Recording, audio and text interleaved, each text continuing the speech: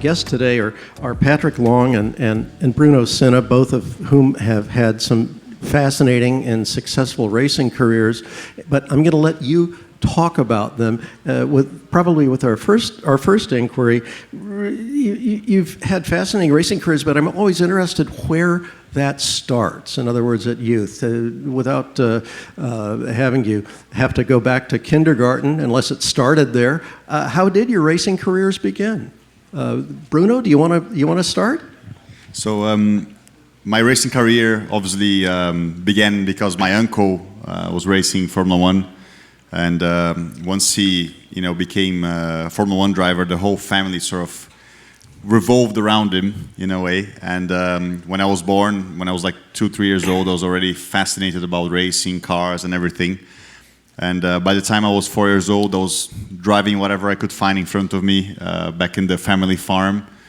And by 5 years old, I was in a go-kart. So it's we start really early, and it's once you take the bite, the drug runs in your veins. It's really addictive. It's something that you can't let go of, really, once you start racing. And so I had a very different career to most drivers to begin with, because I did a bit of go-karting, never racing, but a bit of go-karting when I was a kid.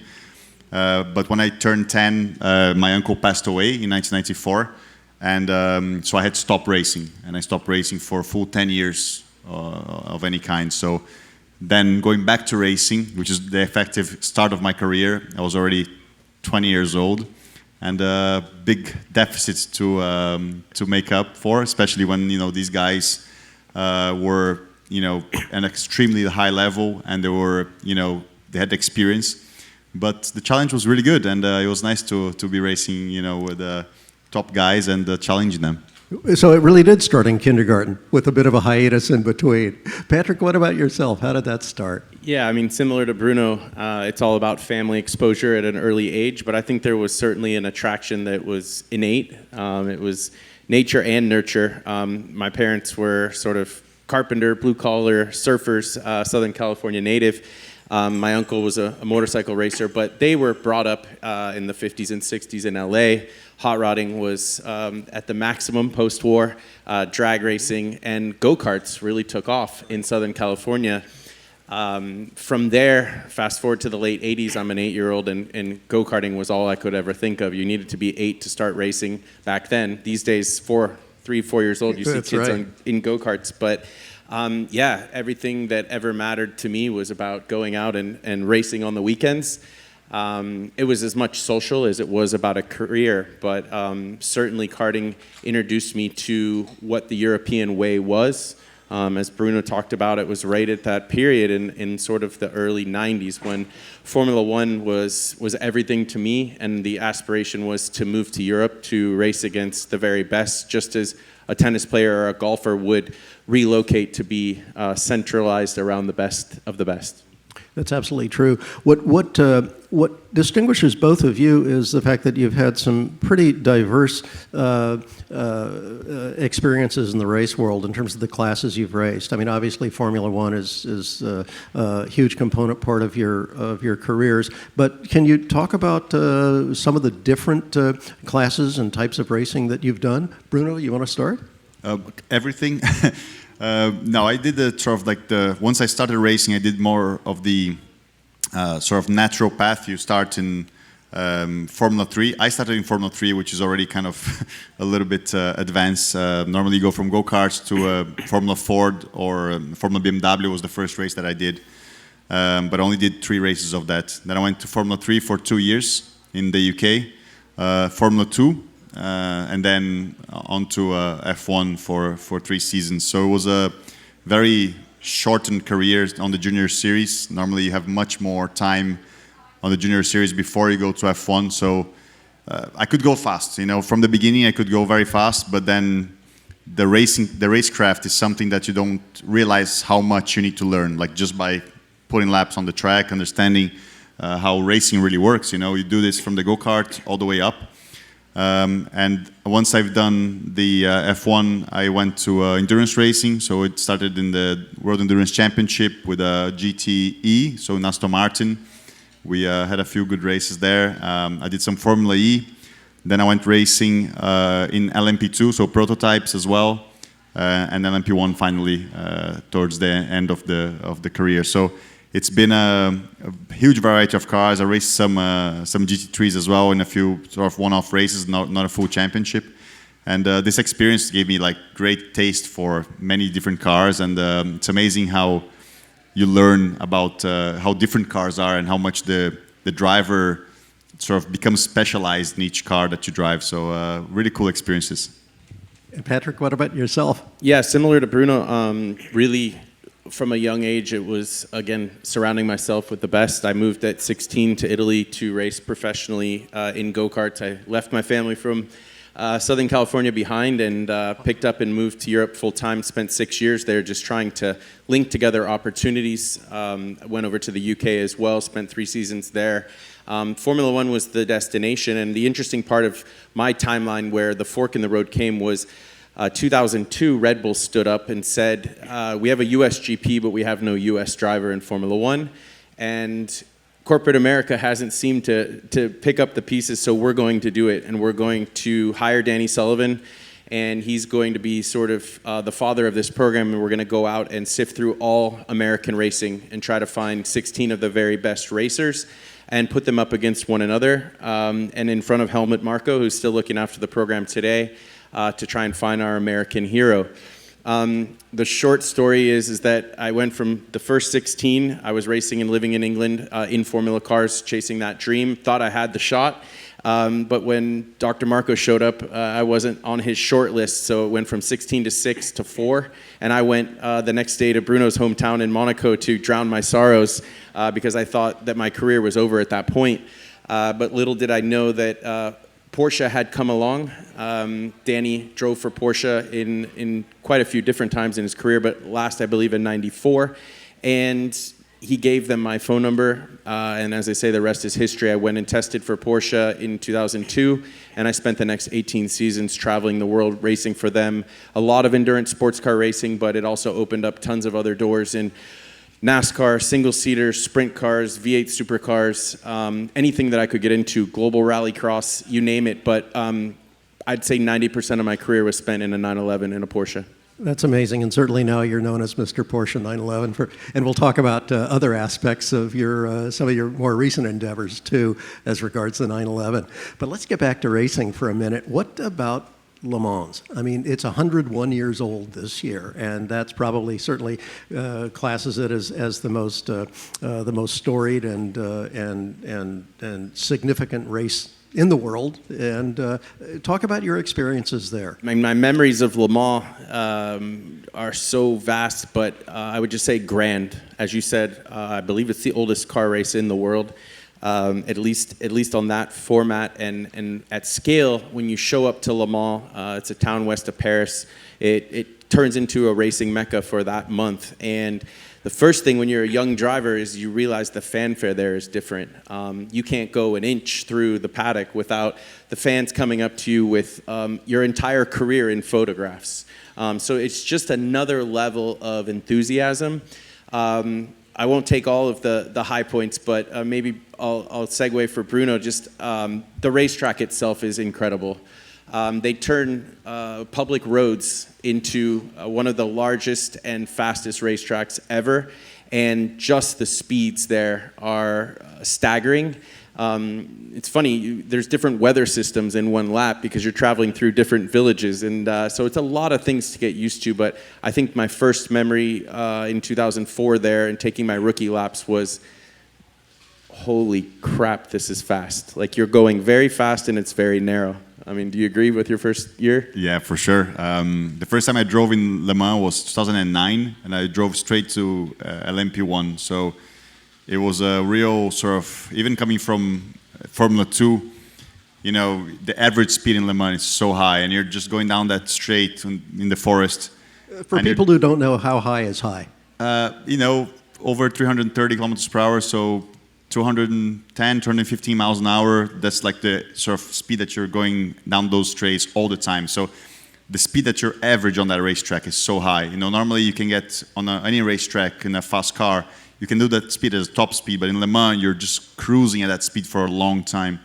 And once you're onto that part of the track and you're just bombing down the straight, the guardrail is like really low, and you're used to like, I was used to Grand Prix circuits in my junior career, so you go to Le Mans and everything is kind of like a little bit more old school. So there's another adjustment you need to make. And of course, suddenly you have to adjust to like cars of all sorts driving. And the thing about Le Mans is that nobody realizes it. You have such little practice. You think, you have like all these hours of practice in the in the days and the week before. But in fact, you have 3 drivers who drive the car. The track is long, so each lap is 4 minutes, 3 minutes and a half. And for you to get like a clear lap in Le Mans, it's a miracle. You never get a clear lap in Le Mans. So when you're practicing, you're basically dodging other cars or avoiding cars that are overtaking you, depending on which class you're driving on. That means that you never, up until the race, you never actually commit a full lap on the whole track. You're always adjusting something, and to be able to drive on the limit, you need to like practice each corner a lot, because Le Mans changes a lot during the weekend. The track improves massively. So the practice time is so precious there, and you have to like, every time you're getting close, you get traffic or you have to stop. So yeah, Le Mans is a real challenge. I've done it 9 times. I don't know how many times you've done it, but when I finished second overall, I was like, you know what? I think that's the best I'm gonna get. So I took off. Well, speaking of these Le Mans stories, was there a most memorable moment for you in all those 9 races? I think my most memorable moment of Le Mans is not a good one, unfortunately. In 2013, I was racing with Aston Martin, and we had a great car. Our car was definitely like in the zone to win. And with 5 hours to go, I gave my car to my teammate, and we had a lovely lead. The strategy worked out for us. We had already done the pit stop where you change the brakes of the car. So we had everything going for us. And then a bit of a drizzle started falling. And I remember this so clearly. He was like on the radio to us, like, what's the lap time of the Porsche? What's the lap time of the Porsche? So we're leading by, a good margin. But he was so obsessed with the lap time of the car that was catching him by, a little bit per lap. And he's trying to push that instead of just, let's use our margin, let's keep it safe. Le Mans, after all, is a race you need to finish to win, right? And he made a mistake and crashed the car. And this was a race where on lap 4, our sister car from one of the Pro-Am cars, the driver crashed around the Tertre Rouge, which is a pretty fast corner, and he passed away on the 3rd lap. So we were actually like already racing with a heavy heart from this side, but also we were like really trying to make this race, be even more like significant, because we had a car that we could win and put this tribute to him. And once this all like ended, the whole team sort of like collapsed. It was like even more than when you have a bad race normally. This was a huge moment. So that memory is sort of my biggest memory of Le Mans, but my happy memory, of course, is finishing second overall in 2020, and that's a real achievement as well. Well, thanks for sharing that. I mean, I think most people don't realize is that there are real highs and there are real lows that go with a professional racing career. So thanks for sharing that. Patrick, what about yourself? Yeah, I mean, just listening to Bruno, I was in that stint behind Alan, and I raced for years with him. So I have so many vivid memories of Le Mans, and that's just the emotion of one of the biggest races in the world. I mean, it's even emotional before the race, the pre-race ceremonies and everything else. I mean, when Bruno was talking about low guardrails, I mean, these are people's front driveways that are blocked off by guardrails, and then all of a sudden cars are racing at 220 miles an hour down the front of the Mulsanne straightaway. I'll tell, I did 15 to answer your question in a row, and it was part of me. Le Mans felt like a home. I lived there a few years prior to my first time racing and went to the University of Le Mans, studied in a French school federation, had put together an international exchange student program where you would race on the weekends and study during the week. So all through my career, it always centered in some way or shape to Le Mans. But In 2013, I wasn't actually scheduled to race. I had made my seat with Roger Penske to race here stateside in NASCAR for a nationwide program, which is something I was working hard on my off weekends. And the phone rang, and the boss of Porsche Motorsport North America that time, Uwe Bredel, he said, "What are you doing, 2 weeks from now?" And I said, "Well, I'm possibly racing, but I won't go into those details." And he said, "Patrick Dempsey's going back to Le Mans with Porsche, and we need a driver to lead that program." And that opened up a world that still, last weekend I was at Road America, even though I'm retired since 2021, racing with Patrick. He became a friend, a lifelong friend, but it was shocking at the middle of Grey's Anatomy and at the height of his acting career how popular he was in Europe. And so that began 3 years of Le Mans with Patrick, and his lifelong dream was to be on a podium at Le Mans. Since a boyhood dream was the challenge, I was very, very passionate. I had been fortunate to be on teams that had won the race before in GT, and so I wasn't really focused on myself as much as him. And funny enough, finishing second in class in 2015 and seeing him burst into tears and run out before he was even called onto the podium over hundreds of thousands of people, it was a very rewarding moment to see someone else realize not just a racing goal, but a lifelong dream. Well, that's a fantastic story. What a great counterpoint to some of the sadder ones. That's fantastic. Talking about people, obviously, because racing is about people, teammates, the crews, everybody involved.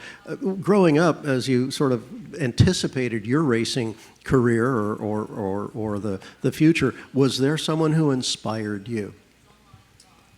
I'm sure there's someone who inspired you. Is there one who stands above all the others? So many. I think drivers who were karters who made it to the top was always a big inspiration for me as a kid, because I thought to myself, Bruno's uncle, Ayrton, was an amazing karter and a huge ambassador for the karting place. And so you really had a connection because you saw an idol on TV 4:30 in the morning, waking up with your dad to watch it on ESPN. And when you watched an onboard from Adelaide in a street circuit and these Formula One cars would ride up onto the curbs, that's what we did in go-karts as kids. So I was very inspired by those heroes. I think the other part was diversity. Drivers that could jump into so many different cars and go fast. Dan Gurney, for instance, Mario Andretti, AJ Foyt, the guys I grew up idolizing from the American racing, but there were so many in Europe as well who did that. And that was the way of racing in the 60s. You got a paycheck by racing 3 nights a week in whatever anybody would put you in. And so I always idolized drivers that could jump into anything and go fast and just had that natural feel. That's fascinating. Well, in terms of inspiration, Bruno, maybe yours is a little different than most other drivers by way of the fact that your uncle was, in fact, Ayrton Senna. Are you able or willing to share some of those kind of the impetus that was that took you into the field of racing by way of your uncle? Yeah, of course. Of course, my biggest inspiration is my uncle. I was so lucky to be able to be in the same room as him, even more being able to be taught by him. My grandfather put me in a go-kart. It wasn't Ayrton who put me in a go-kart. It was my grandfather, and he is passionate about it, and he sort of like say, "Hey, come here. I want to show you something." Show me the go-kart, and I was like a little bit scared. So it took me like a couple of days before I jumped in. Of course, once I jumped in, then the story was written. But Ayrton was obviously racing all over the world, so he couldn't be back home training with us. My grandfather was always there, and we went on weekends to the farm, drove into the tires, went to the canvas and had a hole, and then changed the tire, put another one.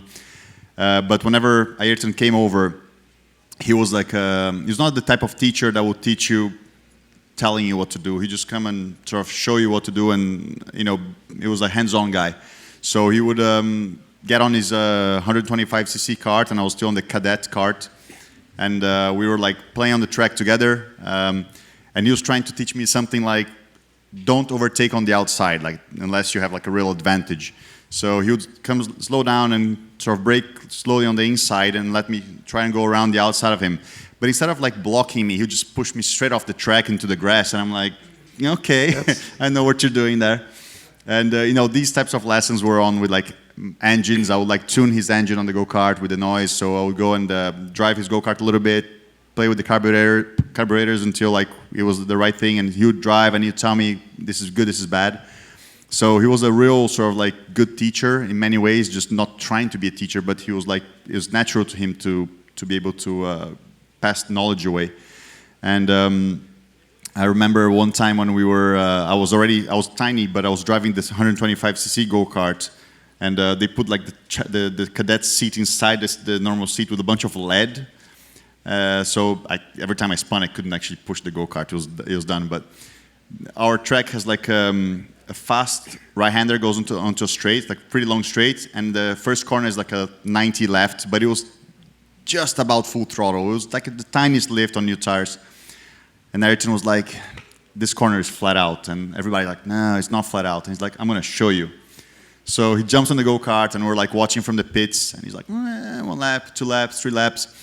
And suddenly he flies off the track, hits the fence, and the go-kart is like all bent up. And he comes back like, a little bit like this. He's like, yeah, it's not flat. Like, yeah.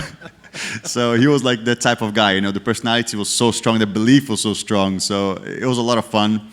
And so, as I said, I had a real privilege of being able to like learn from him and be with him, not only in a motor racing setting, but just as an uncle. He was a fun uncle. That's phenomenal. Without really pushing it, are there a couple of fond memories, one special fond memory about him that may not even relate to racing?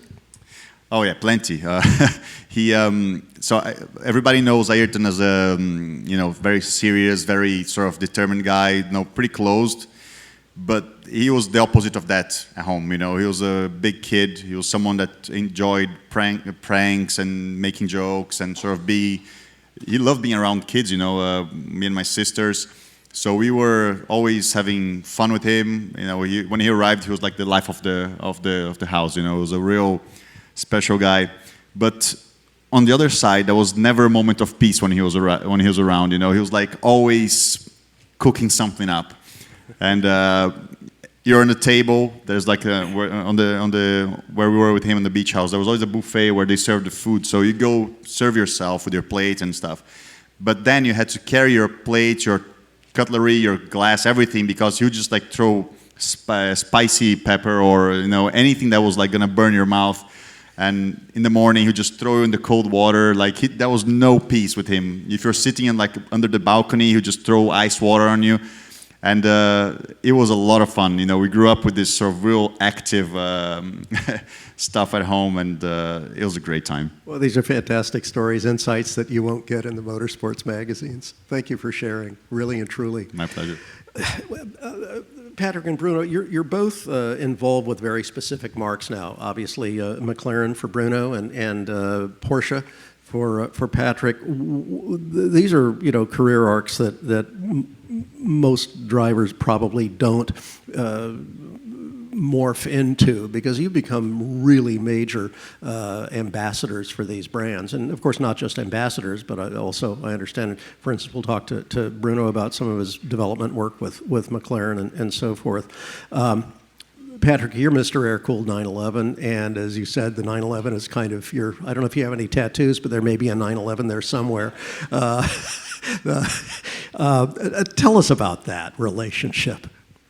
Yeah, I think the history and the heritage of Porsche, stemming back to the late 40s in the Austrian mountains, was F.A. Porsche, looking at how to build the sports car of his dreams. It's such a pure brand in the sense that if you look at a 1964 901, 911 launch car up till a 911 today, you see that resemblance. It's all around you when you're one of their factory drivers. Your off weekends, you get to sample some of the most celebrated and valuable Porsches, whether those are race cars or street cars. So it's infectious. When I first signed with the company, I moved to Germany, and I lived about 2 kilometers from the gate to Weissach, which is where all of our street cars and race cars are developed still today. And so you enter those gates, and it's Porsche world, and it's all about R&D, and then down in Flocht is all about motorsport. And so that's been part of my life for 2 decades. And along the way, the osmosis of jumping into these air-cooled Porsches, they're so visceral, they're so small. I mean, especially all the way up to the late 90s when the air-cooled era ended with the 993, you can reach across and touch the passenger window. The engine's behind you, so you have the sound system. Everything is very close and very emotional. I love the simplicity of an air-cooled engine. I love the lightweight and the agility of the cars. We were never in racing or on the street the biggest horsepower, the biggest brakes, the biggest tires. It was always about being efficient. It was always about being there at the end. And it was truly a motorsport-based company, still is, who sells street cars as well. And I think that racing legacy from the beginning and up until now, it was such a fortunate, pivotal point for me when I talked about the phone ringing, thinking that Monday morning was the worst day of my life, and it turned out to be one of the most amazing opportunities for me. And this day and age, you know, being an ambassador for Porsche Cars North America, being at events like this, it really does feel like a victory lap, because the pressures of racing are mostly gone, unless Patrick Dempsey calls up and says we're going racing. And it's all about being out there and being amongst the community and amongst the enthusiasts. Sidebar is, of course, my desire to create my own brand and to launch Luftgekühlt into something that I was looking for that I couldn't find, so I decided to build it myself. As cliche as that is, it truly was buying my first vintage 911 and wanting to share it and let people learn about these cars and try to identify with a younger, aspirational, someone who was outside the world and the spirit of Porsche, whether that was vintage or modern, and go to them instead of them having to sign up and come to some type of Porsche club event or something of that matter. Well, it certainly changed the landscape. I've been a member of the Porsche Club for 30 years. I got my sticker the other day, and of course, there was, essentially born and raised on air-cooled Porsches. For those who don't know, Luftgekühlt is German for air-cooled, and that's exactly what you're championing. If I'm allowed to say this, far better than Porsche themselves. In fact, I think it's only fairly recently, with the advent of companies like Singer and Gunther Werks and so forth, that the general public has become aware of really how capable and fascinating these cars are. But the ones that are really fascinating are the old ones, back from 1964 through 98.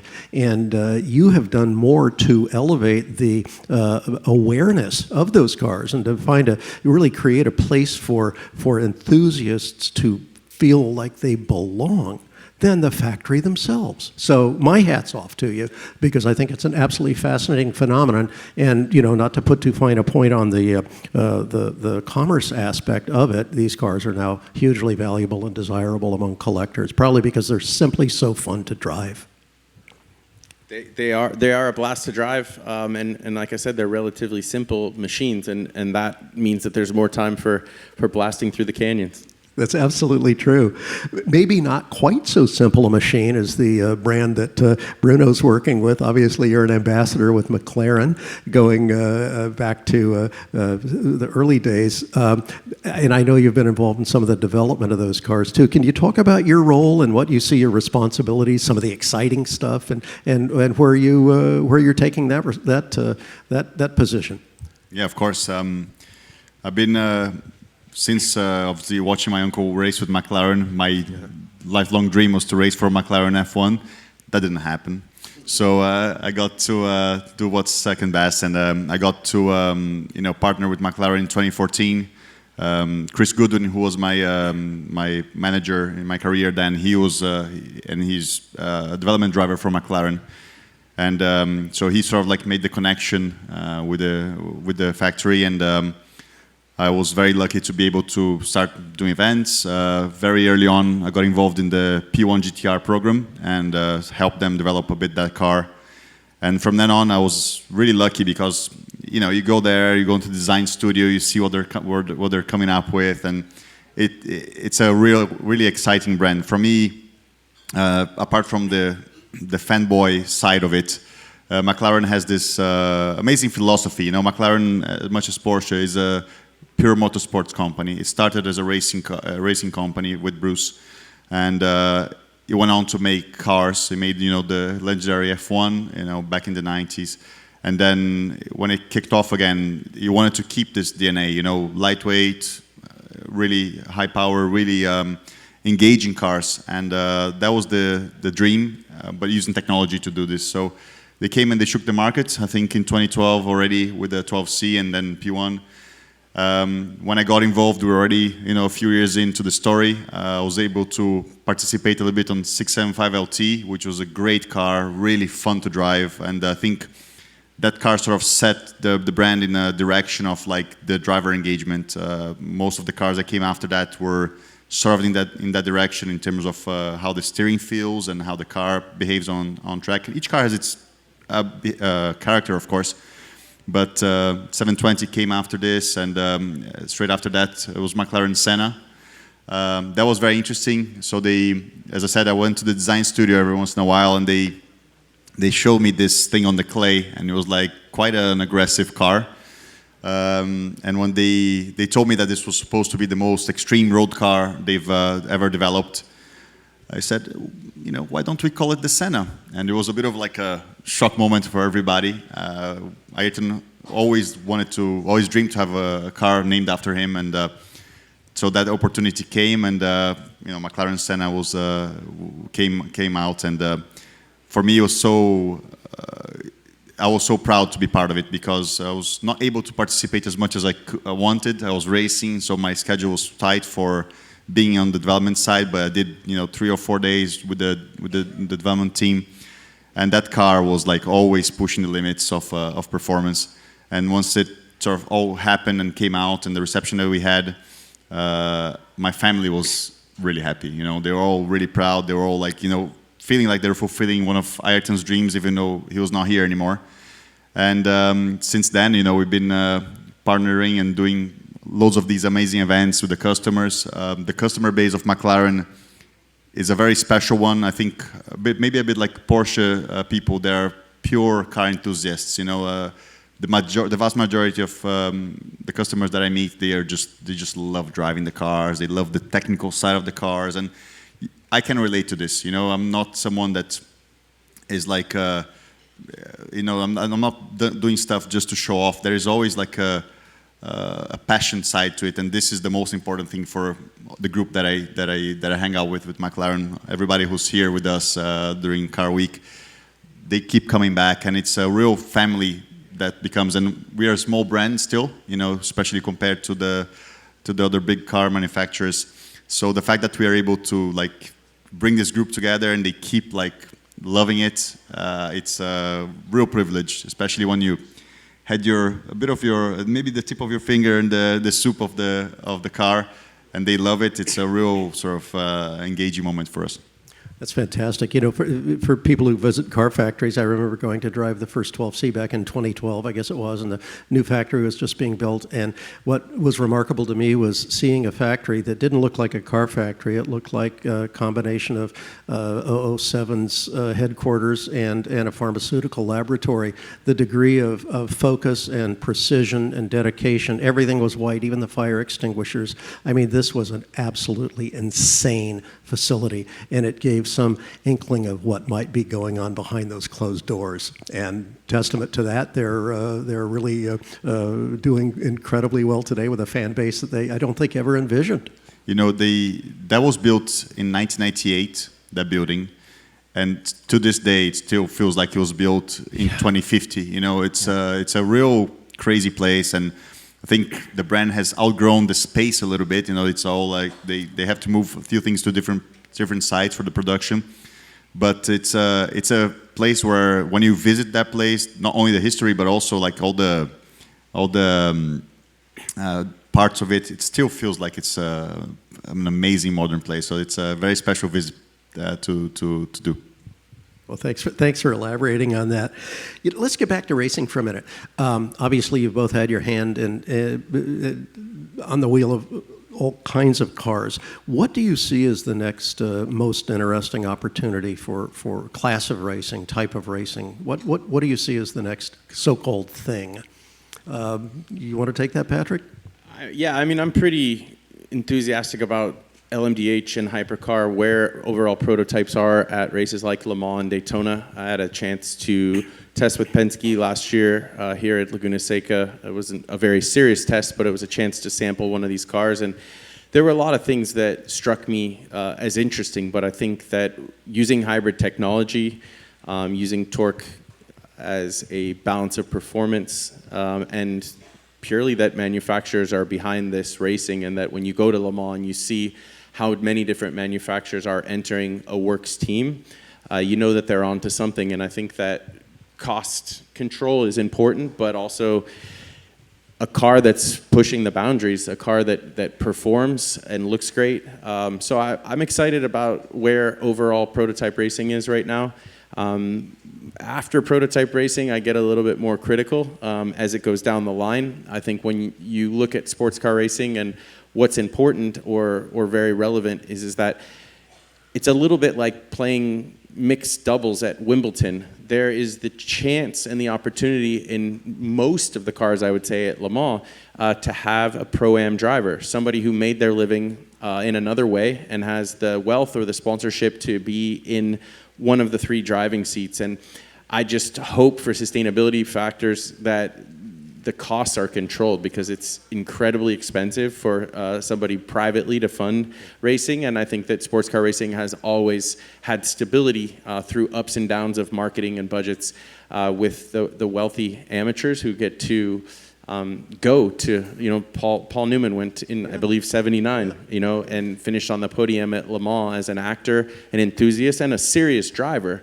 But it's always been there, and I hope that it remains, and some of that's going to have to be being cost effective. But I think where things are at right now at an entry level is great. I'm racing a GT4 with Patrick, which I referenced. It's a small horsepower car. It's equally prepared by one manufacturer, and I think we've seen a lot of manufacturers introducing their own one-make racing on the back of the Super Cup and the Carrera Cup, which has been around for about 30 years now.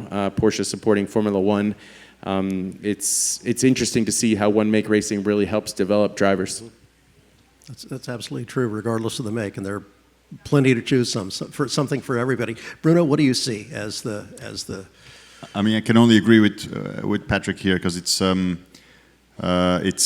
definitely exciting times for sports car racing. Loads of manufacturers joining the club of hypercar.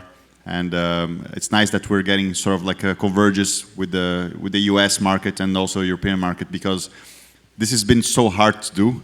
There's always sort of a resistance for brands to fly over to the other side. And this is a great opportunity. I think there is a political challenge for them to make everything properly level. Sometimes you see American brands going to Le Mans and not really having the perfect balance of performance. Same way can happen this way, and I think this is the next challenge that needs to be overcome. In GTs is a bit more level in some ways, but as he said, a GT3 car nowadays is extremely advanced, extremely expensive, and that's sort of like taking away some of the opportunity for more people to come racing, and GT4 is sort of like coming up. But there's always a bit of a cycle there. The important thing is that we keep motor racing in a way that people have access to it and that people can enjoy it. Not only big manufacturers, but also private persons that have the passion for it, because motor racing is all about passion, and if without it, nobody will do it. So these are the people that sustain it. And whatever the series, the passion will be there. I feel like we could go on forever and ever, but I'm probably going to get a cue pretty soon to wrap it up. I can't thank you both enough for joining and sharing in some cases, some very intimate stories too. And I think our folks here, I know I myself enjoyed that very much. It was very meaningful. So thanks for your time. Thank you. Really. Thank you. Thank you. Thanks for having us.